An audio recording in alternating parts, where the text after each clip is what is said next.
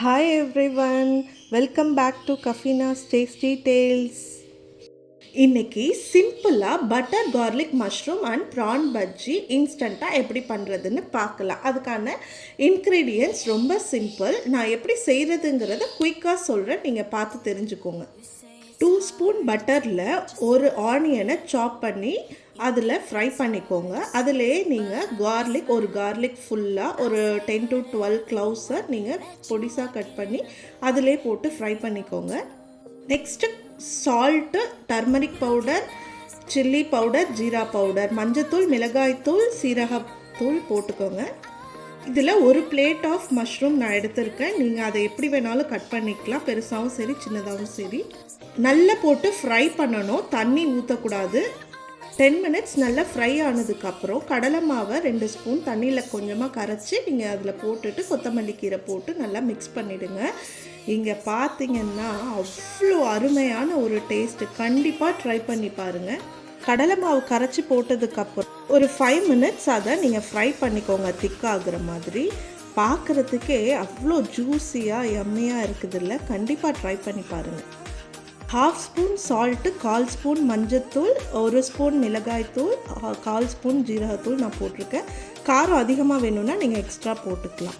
நீங்கள் எந்த அளவுக்கு இதை பட்டர் கார்லிக்கில் ஃப்ரை பண்ணிவிட்டு அதுக்கப்புறமா நீங்கள் அதை வேக வைக்கிறீங்களோ, தண்ணி நீங்கள் ஒரு 1/2 glass நீங்கள் ஃப்ரை பண்ணதுக்கப்புறம் ஊற்றி வேக வச்சு கடைசியாக நீங்கள் கடலை மாவு கரைச்சி ஊற்றலாம்.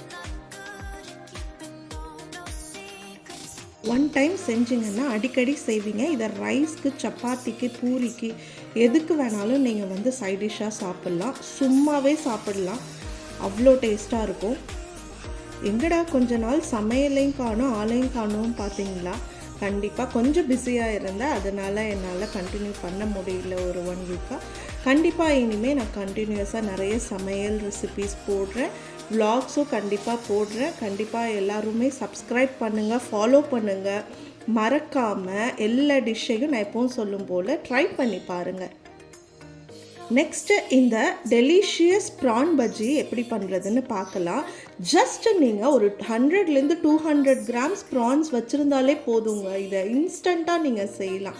ஒன்றும் இல்லை, அதை அப்படியே வாஷ் பண்ணிவிட்டு சால்ட் மட்டும் போட்டு இஞ்சி பூண்டு பேஸ்ட்டு கொஞ்சமாக போட்டு நீங்கள் அந்த மிக்ஸி ஜாரில் இதை நல்ல பேஸ்ட்டாக அரைச்சிக்கோங்க. அதை குட்டி குட்டியாக நீங்கள் எடுத்து உங்கள் கையில் வச்சு தட்டி அதை நீங்கள் ஆயிலில் போட்டு ஃப்ரை பண்ண போகிறீங்க, அவ்வளோதான்.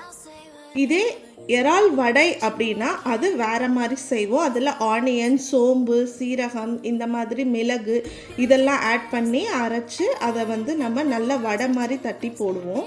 பட் இது வேறு, கண்டிப்பாக ட்ரை பண்ணி பாருங்கள். ஸோ இன்னைக்கு butter garlic mushroom and prawn bajji எப்படி செய்கிறதுன்னு பார்த்தோம். கண்டிப்பாக எல்லாருமே ஃபாலோ பண்ணி சப்ஸ்கிரைப் பண்ணுங்கள்.